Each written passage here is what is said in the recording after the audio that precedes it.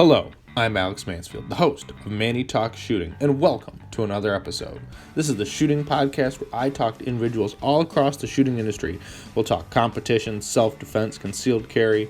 If you like this content, check out our YouTube channel, Manny Talks Shooting. And without further ado, let's get to this episode. Welcome back, everyone. Welcome back to another episode of Manny Talks Shooting, the shooting podcast on the internet, for the internet, because the internet. I guess that's the only way I know how to do this. Haven't figured it out to do it live in person yet. Kind of, but not. But anyway, let's get on with talking about the awesome title sponsor of the podcast, Go Fast, Don't Suck. Bill does not pay me to wear this hat. It just covers my receding hairline, and I love it.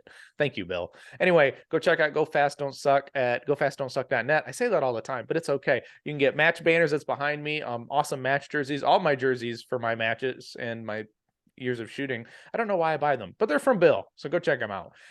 Get them hurtful memes on the internet now that they've returned, but they're oh so true. But anyway, go fastdon'tsuck.net. Tell them Manny sent you. Move on with your day.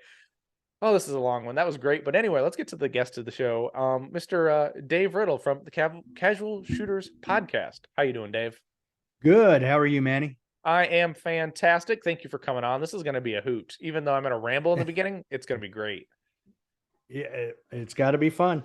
Yep. Now, so everyone, if you don't know, this is Dave. Have you ever been on a podcast other than your own? I have not. Well, that's great. We're going to break some icebreakers today, but it's okay. If any of you don't know, Dave's awesome. He has his own podcast. We'll get about that here in a minute. But Dave, how did you get into shooting, and who are you? All right. Well, I'll start with the first question because the second one's much more difficult. I actually grew up around shooting. My dad was the head coach of the Marine Corps rifle team back in the 70s. And so I was around competition shooting, man, for as long as I can recall. And I actually started, my first job was actually working NRA high power rifle matches. I was the kid, literally the kid that would, and this was probably, I guess, about 11 or 12. I started this where I would take the scorecards because, there was no internet then. There was no such thing as practice score. Mm-hmm. Everything had to be tabulated by hand. So you would write your scores on a scorecard, and at the end of that string of fire, so normally 22 minutes, they'd bring them all to the center of the firing line, and then I was the one who would take all these scorecards and take them to another area where there was a bunch of administrative folks, like 3 or 4 people, that would take these scorecards and start tabulating scores, and they'd put them on a big, it wasn't a dry erase board. It was just a big sheet of plexiglass over top of a chart. And then they would just start filling it in with names using markers and stuff. And so that's how I got into, I was around it so much. I was doing it. So I'd get like an air gun, and I would literally be in the backyard practicing all the stuff that I saw the shooters doing. Mm-hmm. So that's how I got into it. So everything I've been around has been precision. And then I got in the Marine Corps myself. I was on the Marine Corps rifle team in 1990. I spent 7 weeks shy of 4 years at the Scout Sniper Instructor School as an instructor. So all my stuff has always been, up until 2018, it's all been rifle and precision. Well, that's actually pretty cool. I've never heard of that kind of, rifle shooting. Oh, but sir, thank you for your service. Thank you. I mean, I don't say it enough. I know a lot of veterans that I'm just like, I'll get over it. But anyway, so that's kind of cool. So you were literally like the stats person before there was stats people. Yeah, pretty much. Yeah, and then I bet you had to be really, it sounds this bad, but it's probably had to be really good with an abacus to figure out all the scores. Well, the good thing was that I didn't have to do a whole lot of tabulation. I did most of the carrying of the scorecards to the adults at the time, and then they would sit there and actually tabulate. So, So at what point, how long did it take you of just running, the stats around? Did it take till you actually was able to start competing? Well, that's the funny thing. As a kid, I never actually competed. I did that, and then I progressed to they have these huge target frames which go up and down vertically. So I progressed from being the guy who would run the cards to the trailer and back to being one of the guys in the pits pulling targets for money. And then it wasn't until I actually joined the Marine Corps that I got into actual competition shooting, because then I started shooting division matches. I was high shooter. I was high shooter in all of the units I was at. So that's really where I took everything that I had learned and everything I had practiced and then put it into play then. So would be working in the pits kind of be like, oh Lord, now I'm forgetting, like F class or something like that, where you'd stick like this little circle thing in the hole and let people know where they were hitting, figure out how many points they'd get. Yes. And that's why I'm very particular. I hate it when people use the word spotter. You have a sniper and spotter. No, a spotter is that disc you're talking about that goes in the target to mark your shot hole. And then you have a scoring disc that you put on the outer edge of the target, which tells them whether it's an X, a 10, a 9, or whatever. And it's a sniper observer team. So I hate it when people say spotter, because every time they say spotter, I'm like, no, that's that disc that goes on a target. Stop calling me a disc. There was a short period where I was watching F class like content. It was quite entertaining. Like Eric Cortana makes F class kind of interesting. I'm not familiar with the name. He's he's kind of probably be a world champion, precision rifle shooter out of Texas, and he also builds barn dominiums as his like day job. Oh wow. Yeah, so he's got a couple YouTube channels. At one point he appeared on Demolition Matt's stuff, so that's how I kind of found him. So that was kind of interesting. But check that out. Yeah, and he's like I want to say he invented or he trademarked it's called the EC tuner. It's like a muzzle device for precision rifles. That it's a brake, but it also it's interesting. I'm not that big into rifles. Talking about. Funny enough, if I go like 40 feet that way, I've got like a PRS shooter, like who's my neighbor. And if you want to think about expensive, like open guns can be, like talk to a guy with a precision rifle. Yeah. Especially when they're 30 pounds. And I'm like, why? This is really heavy. I don't want to carry this up any hill. Yeah. But yeah, that's a very expensive sport. Yeah. Yes, it is. Luckily enough, we all complained about, our barrel needs to be replaced after 100,000 rounds or something, right? And they're like, I get 1,500 rounds out of my barrel. And I'm like, yeah, and it's as much as your pistol costs. Yeah, exactly. Yeah. It's rough. So you said back in 2018 you started competing in USPSA, correct? Yeah. What made you find USPSA at that time? That's a good question. I think it was actually YouTube. I just saw the competition. I'm like, wow, that's pretty interesting. I should give that a shot. I had been shooting. I had gotten back into high power again because my kids were old enough that I could start doing that type of stuff. And I saw, and I've never been a big pistol shooter, but I saw that and I was like, now that would be fun. I need to give that a shot. And I went out and I had just starting to having to use readers, glasses, which is what I'm wearing now. And I noticed that the front sight and the rear sight weren't quite as clear as they used to be. So I ended up seeing I ended up going and looking for a gun at a gun store with an optic. And so I jumped right in with carry optics from the very beginning. Was that more based on the YouTube or the fact of your vision? Well, the carry optics was vision. The getting into that competition was YouTube. YouTube didn't steer me to any division at all. Like I literally still went into the competition blind. So yeah, back in 2013, 2014, the only dot division there was open. So you had to go spend exorbitant amounts of money to even shoot with a dot in the sport. Now, there's so many value offerings. I won't even call them cheap, but value offerings to get into carry optics. It's insanely ridiculous. Mm-hmm. So is your steel frame arrived yet? No, because I want the chrome and I can't find it anywhere. Oh, so you can only find the all black gun? Yeah. And I have an all black poly gun. I love it, but I don't want an all black steel gun too. I want the chrome, and then I'll have the all black poly. Mm-hmm. So yeah. Well, and what made you pick Canic? when I went to that gun store, I was a 1911 guy because when I joined the military, that's what they were still using. My dad had used them. Everybody had seen shooting NRA pistol competition used them.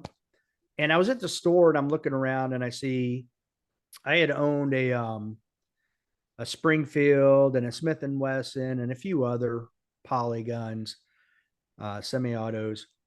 But I saw this other gun and I'm like, Canic. I said, what in the world is that? I've never heard of that before in my life. And I'm like, I consider myself a guy who at least knew all the names in the gun community, And so I'm like, Canic, what? I'm like, hey, can I see that? And it was at a Cabela. So it was right before they were bought out by, oh, shoot.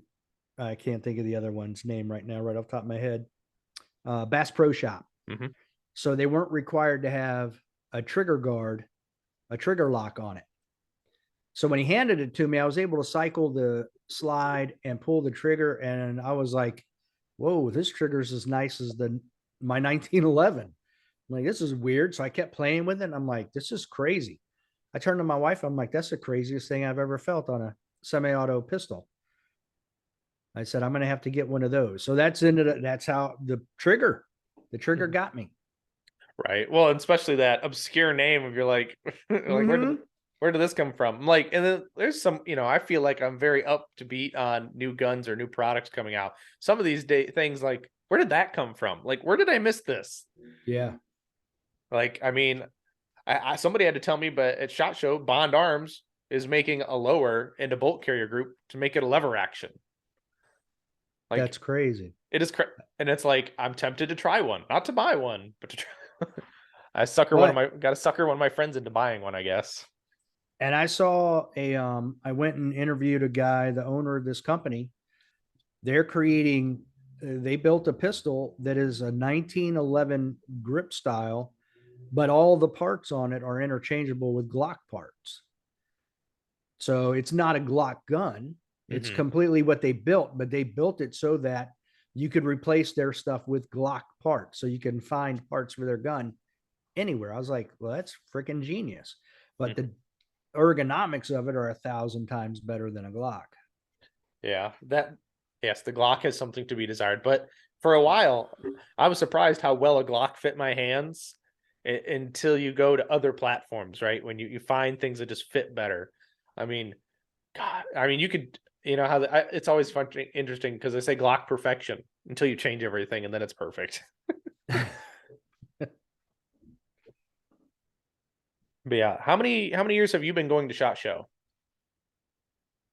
I've been to SHOT Show 3 times total. 1996 was my first one, and then 22 and 23. Okay, so you're kind of just getting back into SHOT Show. What made you say you want to go to SHOT Show?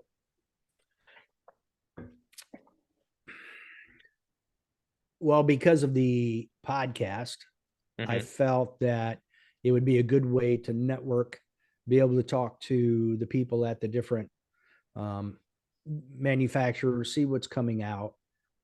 So that was when I was there in 96. I wasn't there for as media. We were actually piggybacking in someone else's booth because at that time I was training law enforcement and civilians with precision marksmanship. So we were there in that capacity. So I didn't really walk around much and see anything. And then in 2021, I was like, you know what? I'm going to try to go back, but as media and see what I can do. So that's why I've been going. Now, have you found it, obviously it's a big commitment to go all the way out to Vegas for 4 to 5 days, to be gone.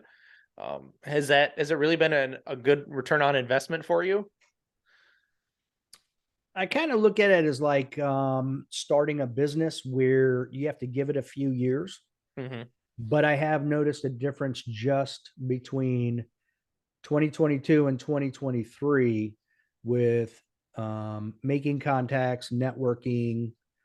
I actually had someone reach out to me and invite me to a private party during the SHOT Show and stuff like that. So as the podcast grows and as I network more and more, then yeah, I think it does, and I think it will. Mm-hmm. So I'm assuming you go to the media range day as well, or? I did not have an invite to that because that's by invite only. Mm-hmm. So I'm eventually hoping that that's where it goes. Yeah, I could see that, and I also didn't know that it was invite only media range day, which I guess I could understand because that could influx a lot of cameras, and there's not all the time in the world for everybody to get a 5 to 10 minute video on X product at the range, right? Right. Now, did you feel? I know last year was a lot calmer for SHOT Show from what I saw. How was the feel this year going? This year it was just purely sea of humanity. Mm-hmm. It was wall to wall people everywhere. It was crazy. But it was obviously worth it because you're gonna go back again next year. Chances are, yeah, I will go back next year. Yeah, it was worth it. I last year's was, this is how I look at it. Last year there were a lot of people that didn't show up. Sig didn't go, Beretta didn't go, Safari Land wasn't there. There was a lot of empty space. Mm-hmm. But the first day I got there, when I went in 96, it was in Dallas. So I had never been to Vegas, and that place was huge. So my first day, I was like, oh my God, I've just got to try to find my way around. So I spent the whole day, other than when I would stop at the Canic booth and say hello to Nils and Frank, which was probably 4 times that day. Um, I was literally just trying to find my way around and learn the floor plan. Mm-hmm. So this year, with everybody being there and actually having an agenda of what I wanted to do, who I wanted to see each day, it worked out because I already knew the floor plan. It pretty much the same. So I was able to get a lot more accomplished this Mm-hmm. year than I was the first last year.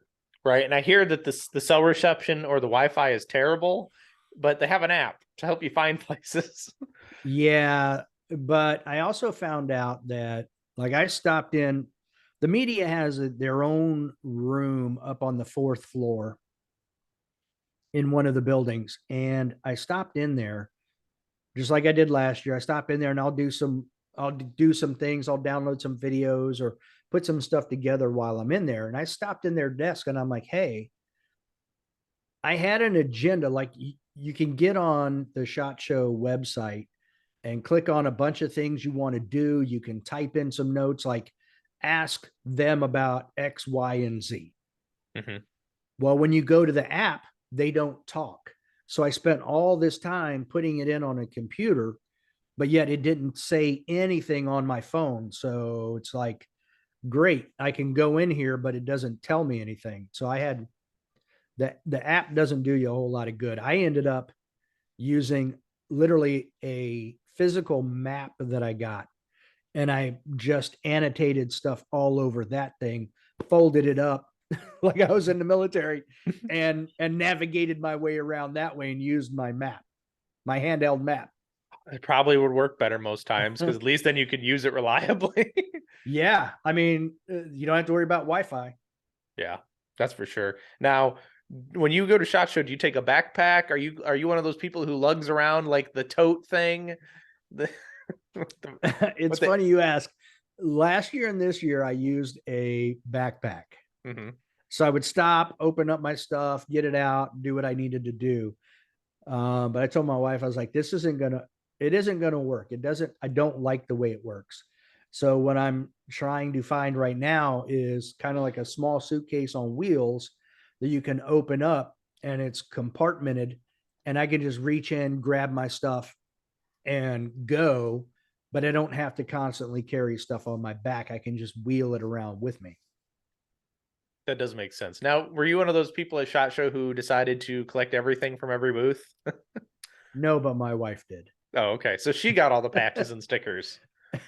Yeah. And then we come home and she's like, oh, here's all your stuff. I was like, oh my God, where did all this come from? I did tell my one friend from Chicago who went, I'm like, your job is to get me patches. My patch wall is empty. I need some. Oh my gosh, there were patches upon patches there. The Not one last year, but this year. the one thing I am jealous that I probably couldn't ever get is the rival spy, the two spy patches. Oh, The okay. yeah, the rival Canic patch. I actually had to look that up what the two dudes are from on that patch, and I felt kind of embarrassed, but it was fun. I think I have several of those actually. It's like, hey Nils, it's like your check pass, right? You're like, oh, thanks for another patch. Thanks for Right. yeah. Well, I guess it's time I want to ask you this is we've talked about you going with the podcast to SHOT Show. What made you start the podcast?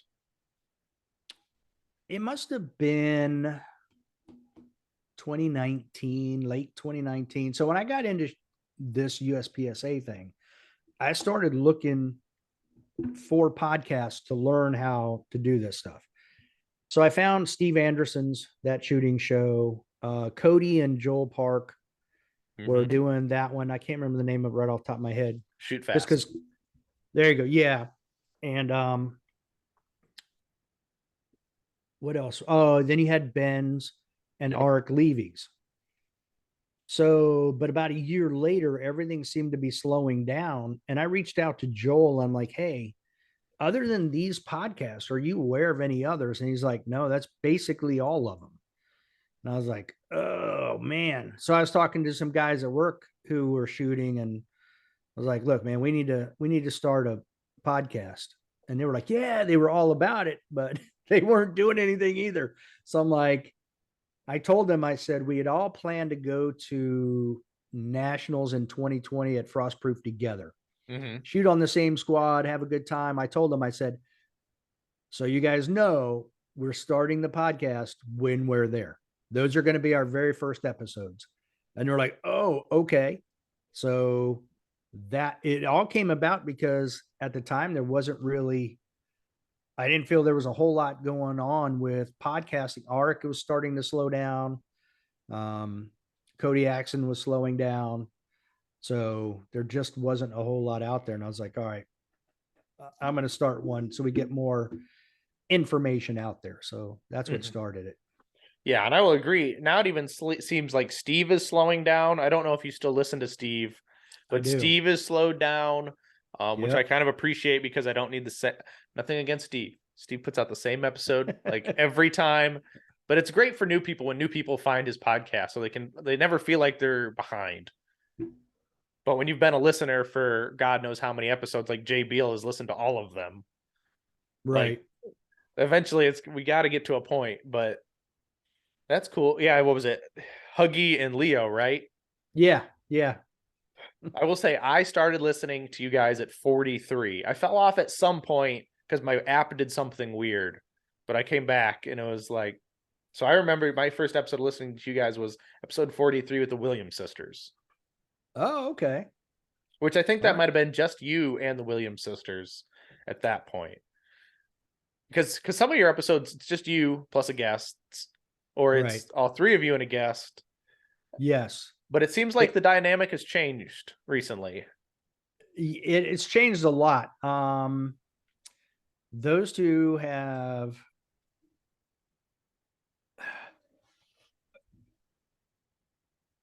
what do I want to say? Leo is basically he's got two young kids, and one of them takes a lot of attention.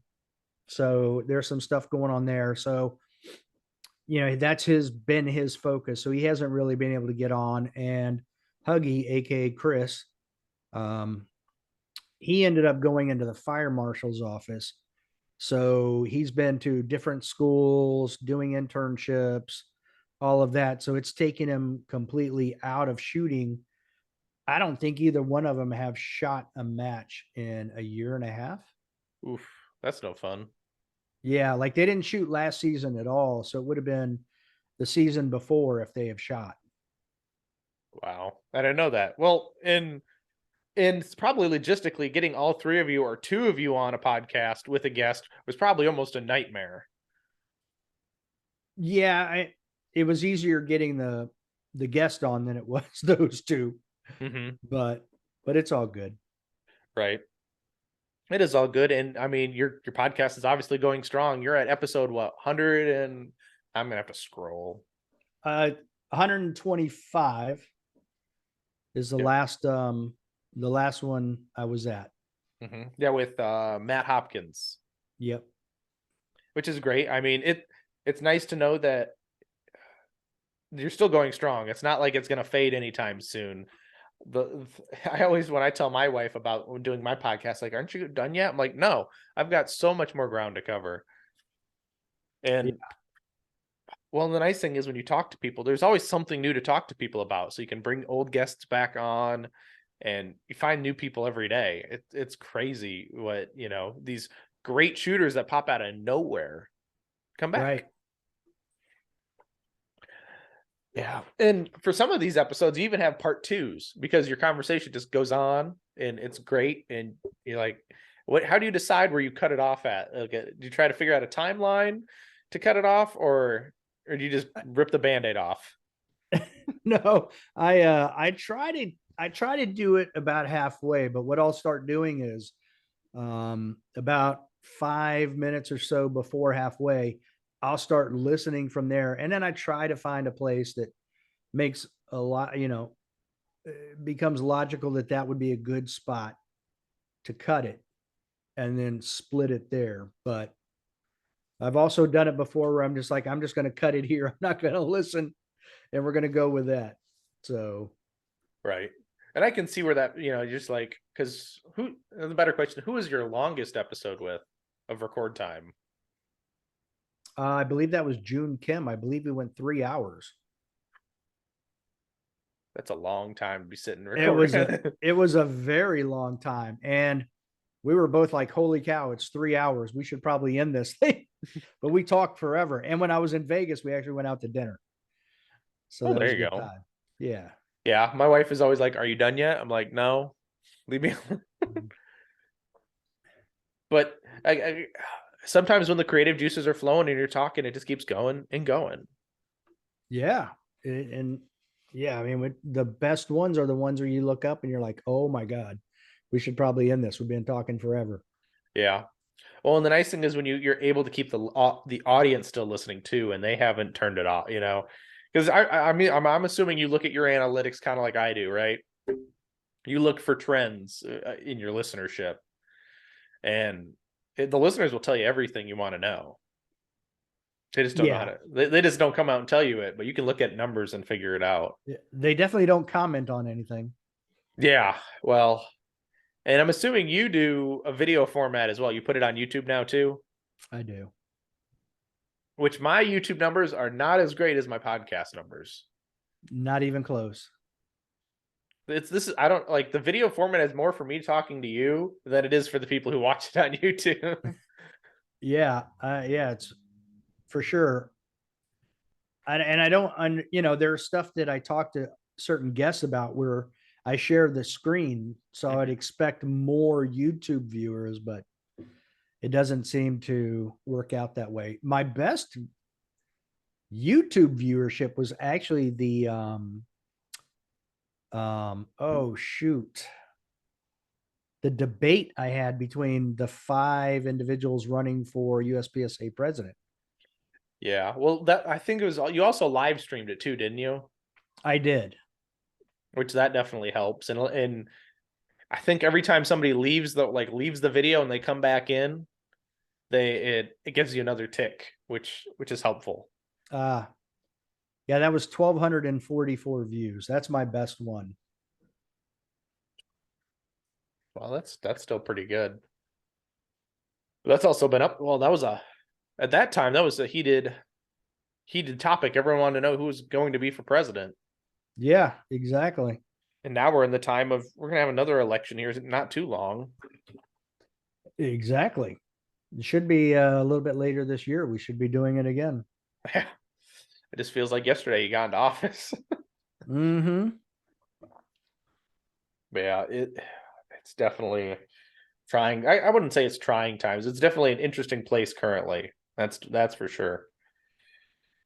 It almost it's almost a mirror of politics in the US where people are almost split one side or the other. Mm-hmm. So Yeah, I can see that. But what was I? Oh, now if I think about it, if I'd have to look at my analytics, right? But I think my best YouTube video of the podcast was actually with Matt Hempel. okay. You know, freaking Slayer in Area 8. Like, I will say, y'all in Area 8 have a lot of shooters, and you like to all shoot on the weekends. Yeah. Yeah. Well, they're I mean, I can't speak for the other areas of Area 8, but where I'm at in the middle of Virginia here, just about an hour south of DC, there isn't any, like during the week nighttime stuff going on. It's Mm-hmm. only on the weekend. So you've got to drive around. I mean, I have one local match, then I have one an hour away, 45 minutes away, and 2 hours away. Mm-hmm. So not necessarily, we're not necessarily inundated with matches. Yeah. Well, like every time I talk to Matt Hempel or Chris Galnett, um, God, who else? Nick Reynolds. It's everyone's like, oh, I'm gonna go shoot a match this weekend. I'm like, must be nice to drive reasonably and go shoot a match because I'm like you. Closest one's an hour, second closest an hour and 20, hour and a half, 2 hours. It's like, I don't like driving that much, especially after you've shot all day and you're like, I got to drive home now. That 2 hour drive is a rough one. Well, like I could have shot a match on Saturday, but I don't get off work till 6 a.m. So I wouldn't be getting home till 7. And then it's another hour. And after I pack up, it's an hour and 10-minute drive there. So it's not really, my schedule isn't very conducive to shooting either. No. So when you go shoot a major match like Area 8 or Nationals, you've got to plan out your time accordingly for work. I do. Like I'm shooting Delmarva and I had to take time off in order to shoot it. So Mm-hmm. Now, so if you do that, does that really jack your schedule up where you've got to have a bunch of shifts kind of leading up to it and then come right back and do a bunch of shifts or? no, I just take leave so that I don't have to deal with that. Yeah. So like for Delmarva, it's my second day of the tour. So I was supposed to work Wednesday, Friday, Sunday. Mm-hmm. So I took off Friday and I'm shooting Friday. Mm-hmm. So Sunday I'll have to go back to work. I worked Wednesday before, but like for nationals, I took off all 3 of those days that I'm supposed to work. And then I get the 4 days before and after. So I've got 13 days in there with nationals being right smack in the middle. So I don't have to worry about shooting right or working right up to leaving and then working as soon as I get back. Well, that's beneficial then. Yes.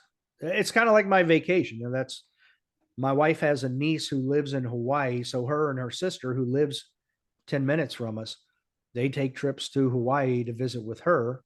Well, I go to nationals and to visit with shooters. Yeah. At least Nationals is closer for you this year. It's only in Yes. Ohio. Yeah. It's only 8 hours, not 11. Really? It still takes you 8 hours to get there? Wow. Yeah. It's going to take me 8 hours, but I'm okay with that. That's a heck of a lot better than 11 to 12 hours. So, Right. Well, I was trying to get Logan Saunders up to Michigan last year to shoot Area 5. And he's like, it's like 11, 12 hours. And it's like, I was like, I didn't know. Like that's, I've been to, Maryland, oh God, Marriottsville. Like I had family who lived in Marriottsville for a while. And it was still a 10-hour car ride to get there from where I lived. And it was like, oof, that's a long drive. yeah. And Logan is another hour south of me. So You're talking probably 2.5 hours from where you're talking. Yeah, it's definitely, and then they're like, it's just closer to go to Talladega, but it's probably more of a straight shot, kind of major highways and.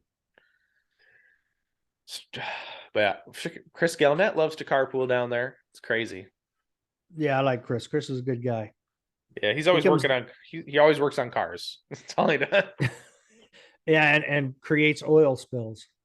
Yeah, I think he wanted to do that for attention. I can't confirm or deny that. No, Holy cow. I What a wouldn't have wanted to mess. clean that up. No. No, not in a million years. Yeah. So from listening to a couple of your episodes, you really like the aim cam glasses. Love them. What really drew you to those? I saw a video. Shoot, what did I see? I think I saw a video on Instagram of someone using. I'm like, whoa, that's a heck of an angle. And then at work, I went to our academy, and for 2 years I was training paramedics. Mm-hmm. And they had bought some glasses with a camera right smack in the middle. Mm-hmm. And we would use them.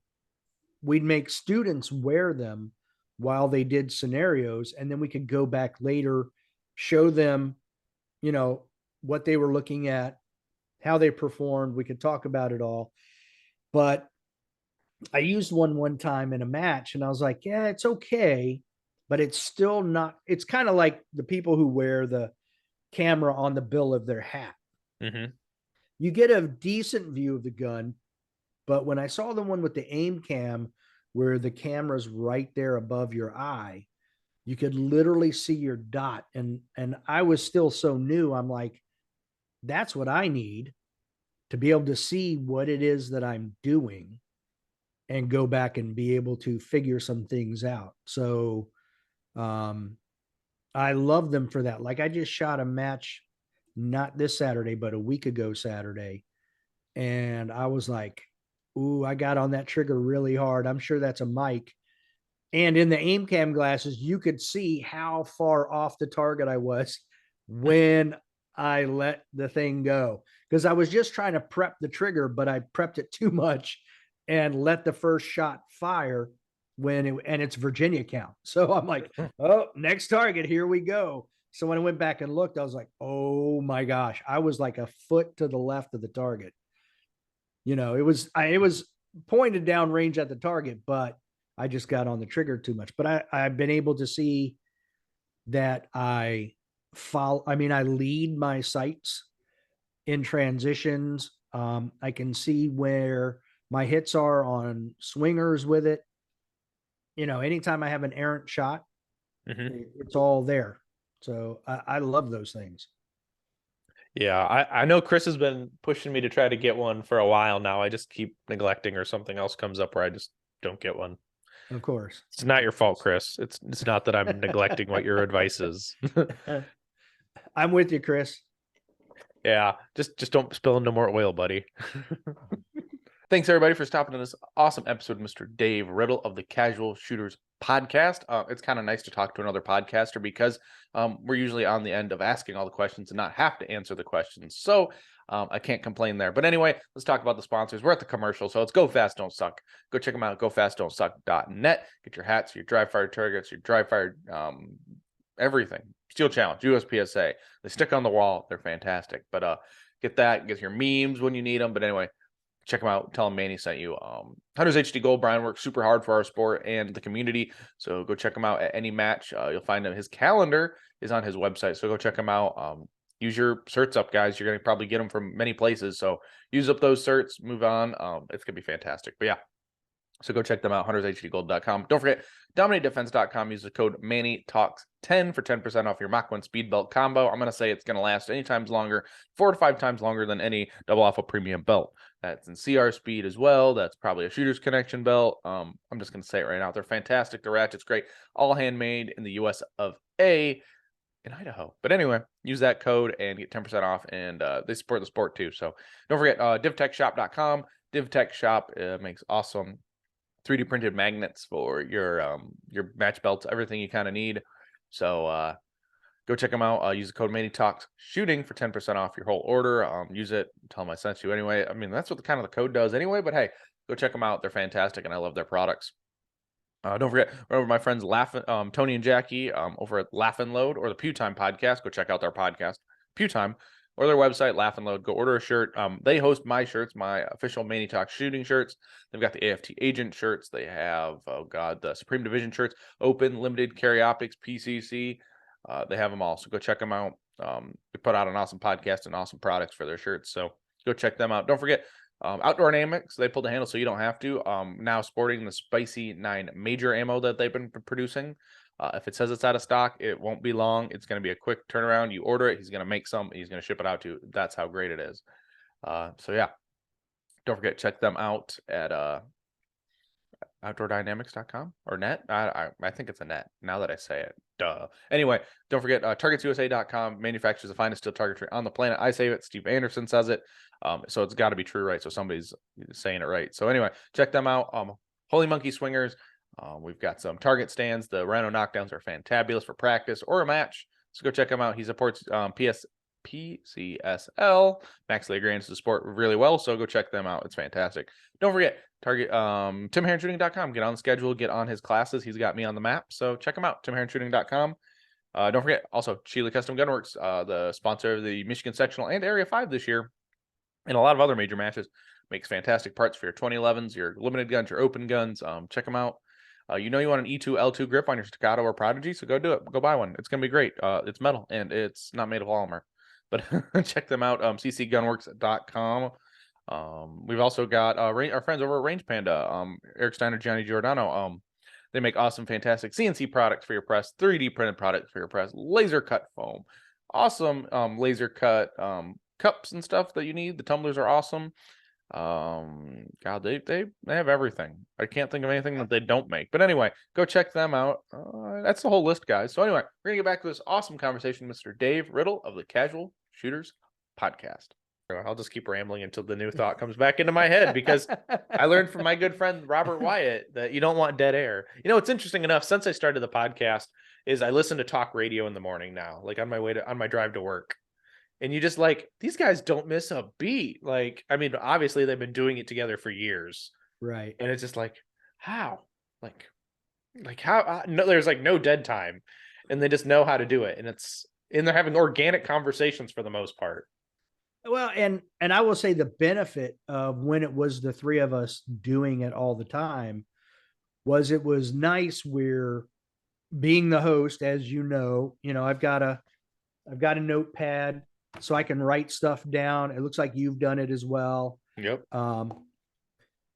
But Leo and Huggy can sit back and listen, and then Leo, with his sense of humor, just would chime in with stuff and change the whole dynamic of the conversation, make everything funny.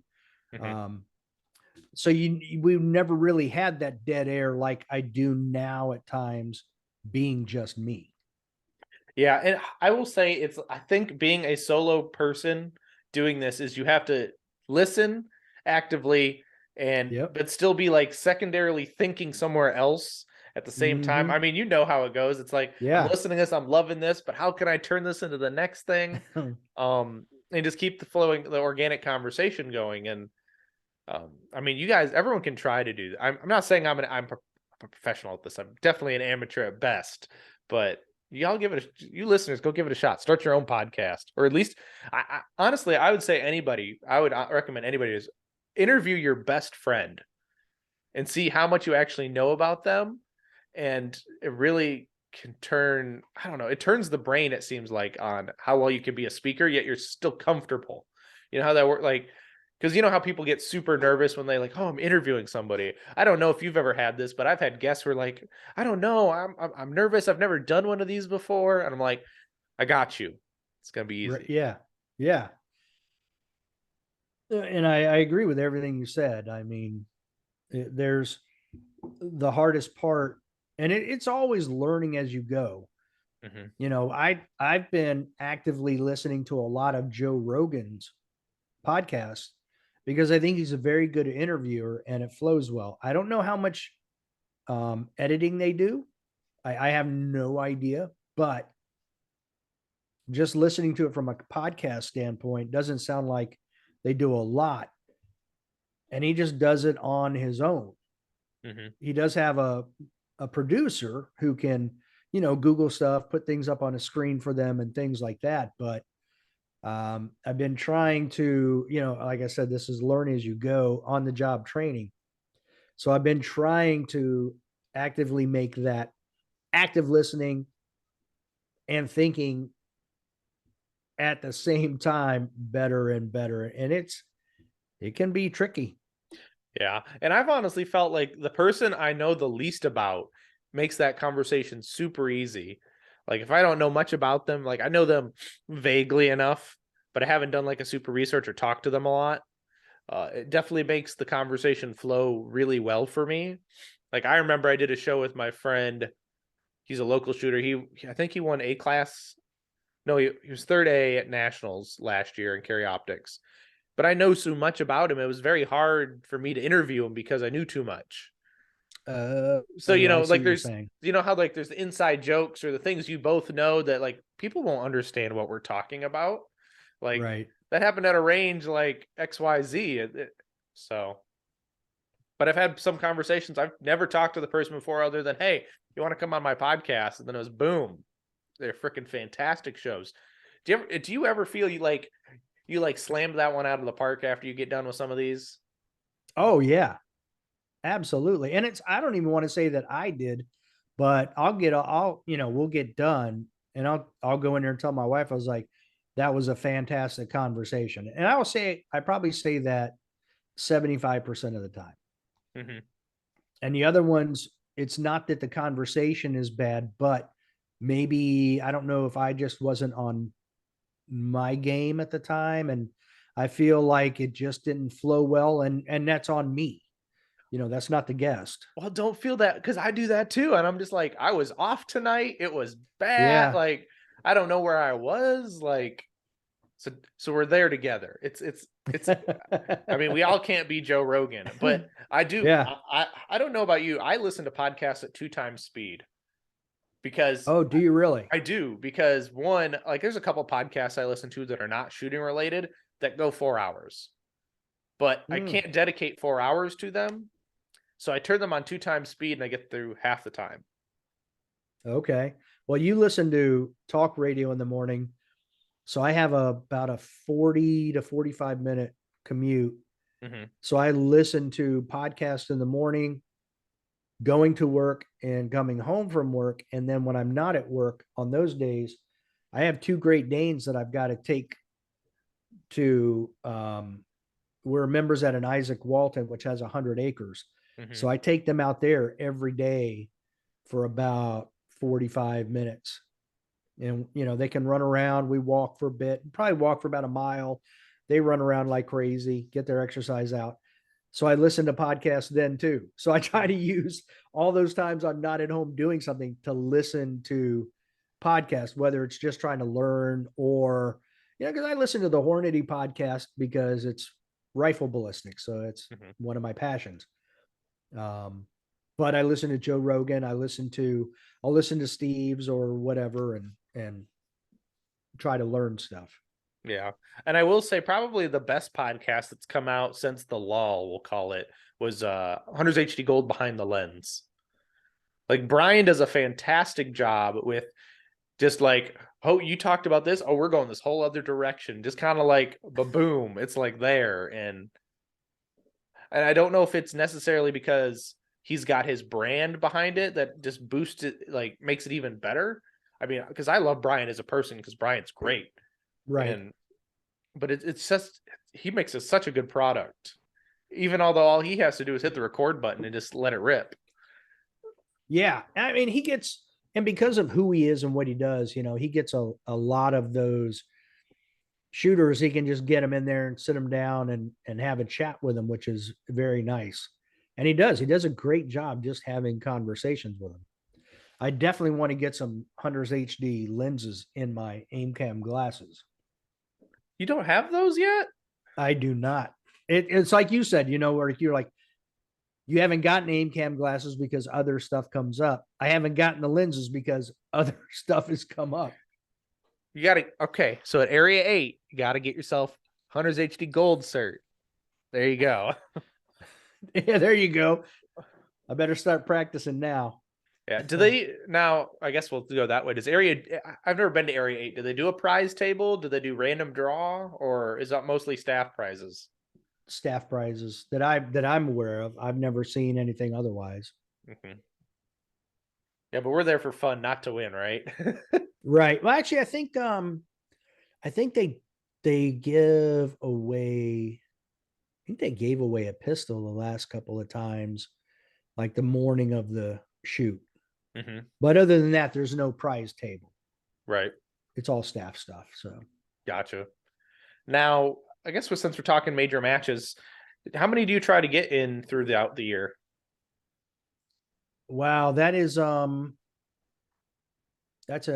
one of those questions where it's dwindled significantly because of my work schedule. Mm-hmm. It just like my shooting has. The first year I want to say I shot like 40 matches Mm-hmm. in 2019. 2020 I shot like 20 something, and then it was like 8 and then 4. Wow. Yeah, it's dropped significantly because of my schedule. And this year, I've got the Delmarva scheduled, and I'm trying to get to nationals, maybe Area 8, but that would be it. Yeah. Yeah, especially when you got to take time off of, got to take, no matter what you got to do, you got to take time off of work. Yeah, and I've got some of that time, like I was saying, because we have Great Danes at home, and my mom lives with us. Typically, one of us is always here, so that's why she goes with her sister to Hawaii. I'll go and do my thing. One of us is always here to kind of take care of things. So that plays into all of it as well. So you haven't trained the Great Danes yet to take care of her yet? No, I mean, I've got one that could probably pull her upstairs, but Yeah. no. Yeah. Yeah. And it's another statement too, is like, I have corgis, other end of the spectrum, super, short dogs, but they always, somebody's got to be here for them. Yep. I mean, I saw, who was it? I think it was Full Metal Jessie had that story on her Instagram the other day of this corgi with his like doggy glasses and doggy earmuffs. And I'm like, I wish that was my dog to go to the range with me and be like, let's hop in the truck. Let's drive an hour to the range. Yeah, that's definitely a downside. My home club, the range I'm a member of, is an hour away. Oh, wow. Yeah. Well, I shoot at that Isaac Walton, and there are so many rules. You can't shoot while moving. You can't what they call rapid fire. So anything more than doubles is considered rapid fire. Can't shoot at steel. I mean, there's a whole lot of nothing that you can do. Yeah. It's no fun. Yeah, no fun. It's just like indoor ranges. Indoor ranges, like the closest indoor range to me won't allow you to use reloads. And I'm like, okay, well, that sucks. No practice here. Because you can't take I could never pass a 9 major open gun. Is like, oh, this is all factory ammo. Oh, yeah. Because okay, then, like, yeah, that would be. I'd scare the piss out of everybody in this small mini indoor range. Boom, boom. It sound like the ceiling's collapsing. Yeah, and it's definitely not the best neighborhood. Not that it's not safe, but like the building's a little shy. It's like there's plenty of bullet holes in the ceiling. Oh, Lord. But it has made the neighborhood a little bit safer because it's not the best place. Right. Well, at least that end is safer. Yeah. That is for sure. I mean, the guys there are great, but when you talk to them about I don't know about you, whenever I go into a gun store, I like to talk guns, but I also don't want to show I know more about guns than the guys working behind the gun counter. They're like, I'm like, so when I sometimes the wife will go with me to go she'll look at guns or something, and I'm like, don't listen to whatever he said. Right. Yeah. Yeah. So, so you've gone the past couple years down to Talladega. Yeah, I've gone twice to, is that right? No, I guess just once to Frostproof and twice to Talladega. Yeah. Now, what was it? The first year in Talladega, did they go? They went to the Motor Speedway, didn't they, for the awards? They did. Yeah. The And infield. hmm now, and then last year they went to some other meeting hall or something. It was the um, Fox Team Sport, something like that. Their little, I don't want to call it a pavilion, but they have their own little building for Fox Sports. It was a pretty big little hall. Mm-hmm. Now, which do you think was better, the infield or the Fox building, not Oh, including Bobby's food? and I didn't even get Bobby's food. Infield Mm-hmm. for sure. Because you could go sit in the car, right? You could go sit in the car, but even then, it was just such a different setup. It was really nice in there. Mm-hmm. Did they have mic audio issues there for Carry Optics? Um, I don't think so. Because I remember you live streamed it, but I couldn't remember. I did. I don't think they had. No, I don't think they had mic issues with that one. Mm-hmm. Yeah, because that was when Carry Optics was with PCC that year. That's right. Yes. And I think that was probably a better pairing than 2022 with PCC and production. Yeah, you should never put those two together. I mean, those are like the only way you could make that a wider extreme is to make it Revolver and PCC.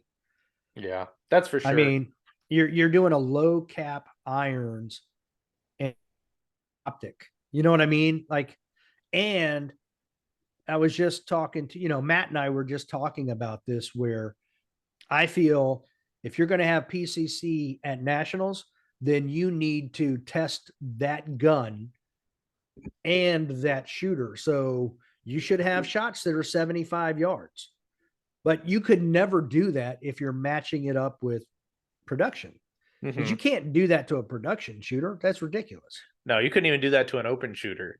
Like, No, but a 50-yard shot for an open shooter is different than a 50-yard shot for a production shooter. oh, You yeah. could do that, but it's almost like because PCC is a rifle, it's almost like maybe you have two gun and PCC, Right. which that wouldn't work either. But I'm just saying that it doesn't really work with anything but itself. Right. I think the only way you could do that is if you did like a back-to-back nationals with not a lot of changeover. Like you have two gun and then you have PCC nationals and then turn it into two gun. Yeah, you could do that. And then you could at least be testing the PCC. But then there's always the PCC guys who are like, well, it's not United States Pistol Association, it's practical. And we shoot every weekend, we shoot PCCs with pistols all the time. And, there's the whole debate about it. But Well, and what Matt was telling me was he hears a lot of those people are like they don't want to shoot rifle distances. They mm-hmm. only want to shoot pistol distances. And I'm Right. like, so what? It's a Yeah. rifle. I don't care what you say. It's a rifle. Yeah. And I could only see the only problem I think we're trying to push distances out is depending on the venue. Most clubs don't have, they have 25-yard pistol bays, sure, but they don't have 50 or 100, Right. That and that's like the downside of like at my club per se. We've got awesome like 15, 16, 25-yard pistol bays, but we don't have a 50-yard bay unless you kitty cornered it from, the very back of the very backmost part you can be at the berm to the corner berm. That's all you could probably get, but that's really pushing the limits of the bay we have. Yeah, and I agree. That's how most of them are. But maybe they do a back to back at like St. George or wherever it is where some of those bays are long. Mm-hmm. Right, and even like Max Lee Grant is having his match out there in Yeah. but the Cobalt Kinetics range out like literally across the street from St. George. They have some really cool natural terrain shooting. kind of It would jealous. be interesting. Yeah. So do you have any do you have any goals for this year, either in the podcast or for your shooting? I really don't have any for my shooting at all. Mm-hmm. But I mean, every year my goal with the podcast is growth. So I probably I don't look at the minutia of my analytics. I try to just keep it to the broader picture of things and see where the growth is, when it is, and where it's going. So that's my biggest goal, is to just keep growing the podcast. Mm-hmm.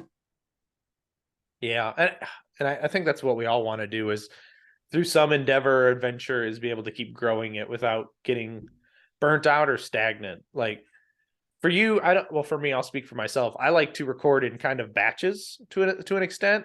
Like I like to record 2 or 3 in like 2 weeks and then take a week off and be able to do that kind of thing. But some people show, like, I don't know how you'd like to necessarily record, but that's just me. But keep that work life balance. Yeah, I think it has a tendency to do that anyway, where it seems like you get a bunch of people who can do it in these few weeks, and then you'll have a couple of weeks where nobody's available, and then it opens up again. So I think it's just that ebb and flow of when people are available. Yeah, I never knew about Candly or Calendly. Oh my Oh, god, yeah, Calendly. that is like the best software ever. I finally figured it out, got it set up, but like now I don't have to go back and forth with people. It's like, here, Mm-hmm. this is my availability. You fill it out. Yeah. It's like, just pick the day and time that works best for you. So it works great. We don't have to email back and forth 100 times, and you pick what's best, most convenient for you. Yep. And then if it has to change, like, oh well, we'll fix it, right? Yeah. Easy day. Mm-hmm. Well, and then I don't know if you have yours integrated, but mine will automatically make my Zoom call for me. I don't have to do it. Like, it's one less step, and then I don't have to send it to anybody. It's already Yeah, sent.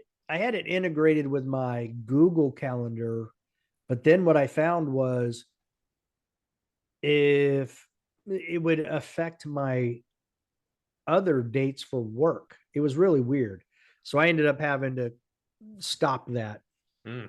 Um, but so I just go in and do it manually. But I love it. It's fantastic. Yeah. So if you could have, if you, yeah, well, I guess in 2023, who would be like your most sought after or most desired conversation to have? Mm,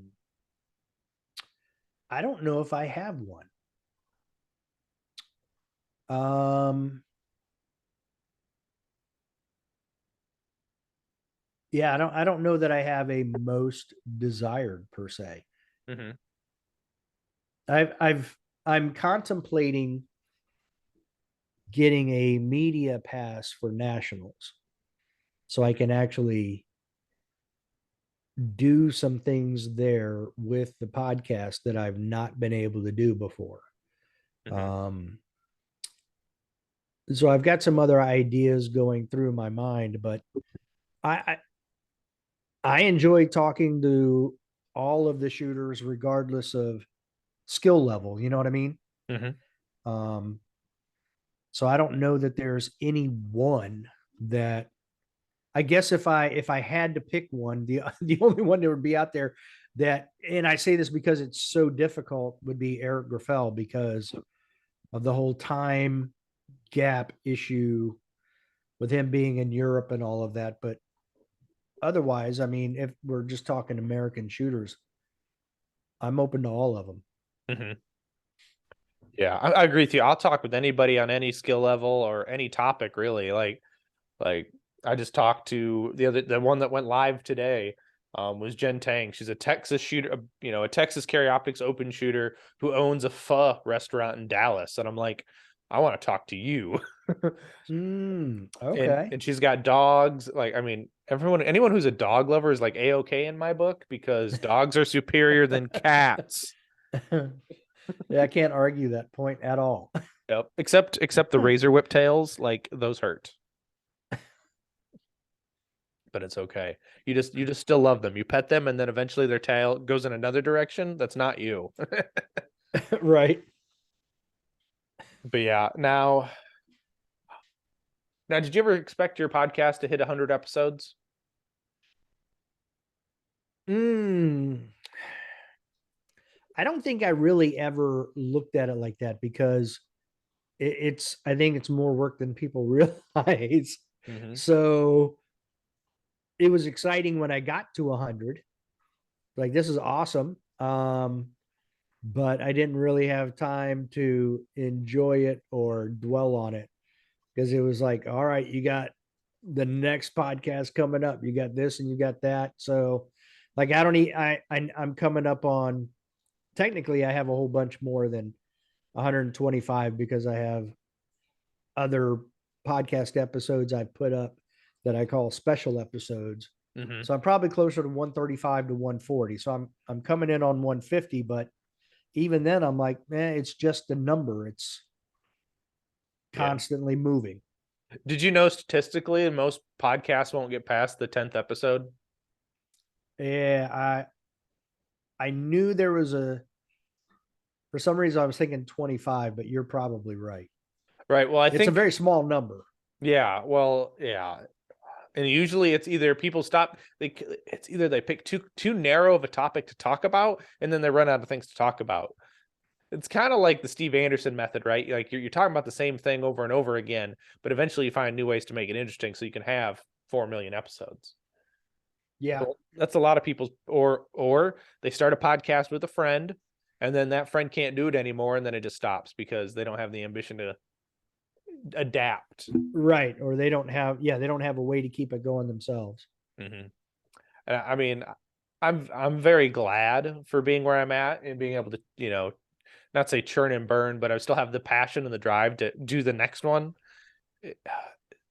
I get it's weird because I'm really like an introvert, but I really enjoy these. It's quite interesting for me. And where are you at episode wise? Oh, you're gonna make me think. So this episode, if my math's right, will be episode 95. Oh, okay. So I'm right around the corner. I've already got stuff planned for the 100th episode. I already know who it's going to be with. They've already agreed. Because they're a special friend to me. So, and a mentor in the sport. So it's a good payoff for both of us. You doing it live? No, it won't be live just because of my major like my schedule goes like, so today, anyone who cares, is actually February 20th of 2023. Less than 60 days from now, I am running my first major match as a match director. So I need to churn and burn, not in a good way, churn and burn episodes to get me past that date. So everything will just upload and I'll be great. And then after that, I can start worrying about, recording again, really, like as a, ebb and flow kind of thing. But, running, and then my major match schedule starts from there. So that's why I like to record ahead of time, but that's just me. Yeah. I try to do the same. It doesn't always work out, but for the most part. I remember when I first started, it was hand to mouth. It was like, ooh, an episode, cool, it's going up on Monday. Ooh, like you're doing them on Friday, Saturday night, and you're like, I gotta edit this and put it back up and all that good stuff. And yep. So Dave, we're getting here to where I've got for questions for you and what we've got going on. But what is something that you would have wished you would have, if present Dave could tell past Dave about doing the podcast or anything really, what would it be? Man, what would I do? What would I say? I think I would have. I've really started using Google Drive in order to lay out the topics for the evening. I think that would be one, do that sooner. And I think I would tell the Dave then to sit down and do more research on shooters and send out invites sooner as well. Mm-hmm. Yeah, I I could think see those are the that. two big ones. Yeah, I Google is your best friend. It'll help you out immensely. Like, I don't know where it'd be. We'd like, I don't know where anyone would be without a drive. Like access it from anywhere. Like, Yeah. but yeah. I guess another side question I have is, how many have you been rejected, and if so, how many? One. Just one? And he's still rejecting me. And he's a brand new world champion. Mm. Luke Cow. And that's not busting on Luke Cow, because I've asked him several times. He's like, I'm not ready. I'm not ready. I've asked him, because he shoots, he's in Maryland. So he shoots locals around me, and I've seen him there and I've chatted with him. And then we just chatted we had a good conversation, probably like a 15-minute conversation at SHOT Show. Mm-hmm. So, but I can also, he seems nervous, Yeah. Mm-hmm. so I don't have an issue with that, but he's the only one that, now I've had others who are like, yeah, I'll come on, and then crickets. Mm-hmm. So I guess you could say they did. Luke's the only one who's come out and said, no, no, no, Yeah. I'm not ready, so that's why I say one, because he's the only one who's actually said no, but I totally get it. I have no issue with Luke, and hopefully if he ever gets to that point, he'll come on. It's okay. I'll ask him, and then he'll say yes. I'll listen. Yeah. No, I agree with you. Like everybody who's told me no, it's only been a few, but I totally understand. It's either privacy or they're like, nah, I'm gonna. Like I had one guy. He's like, no, I'm an asshole. I don't want. Like no one will watch it. So it's like, wow. Yeah. He's a good buddy of mine. He's helped me out too, but he's definitely an internet troll guy. So he's okay. He likes to keep it spicy. That might actually attract more listeners. Yeah. Other than the fact that they don't really know his name, like his, how people are on the internet. They don't share their real name sometimes, and of on course, the internet, and then like they don't know who they're talking to. It like they go to a match and they don't know who they're talking to, and then they're like, yeah, right. that guy. But yeah, there you go. Yeah. Now, I know you have. I don't know if you have sponsors, but you have partners for the podcast, right? Yeah. So this is the part where I let you pay your bills and promote your partners. Oh, okay. Well, I had Ben Kempamanis on from Laser App. And that was a very good conversation. We've actually struck up a pretty good, I'll call it friendship since then, because he's a former Marine. I'm a former Marine. So we had that going on. So shout out to those guys. They're looking to do more and more in the dry fire training arena. Mm-hmm. So, and oh boy, Gun Butter. Oh, yep, Gun Butter. Yeah, I'm gonna go with Gun. I mean, I'm not gonna go with I was gonna say the owner's name, but I'm hoping to have him back on. I'm very, because of my rifle shooting past, I'm very particular about what I use on guns. Mm-hmm. And I really like the Gun Butter.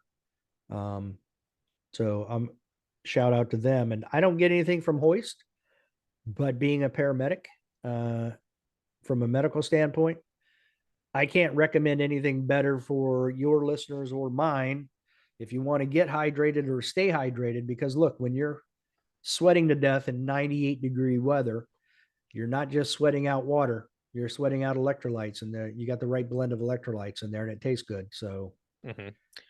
Well, especially since you're a paramedic, it's super easy for people to get dehydrated, and it's so hard to come back from being dehydrated. And people think that, now I spent 5 years in Marine reconnaissance. So when we would hydrate before going on any type of training or whatever mission we had, you'd start a week out. Mm-hmm. You start hydrating 7 days before you go. And people who think they can start the day before are kidding themselves, but they do it all the time.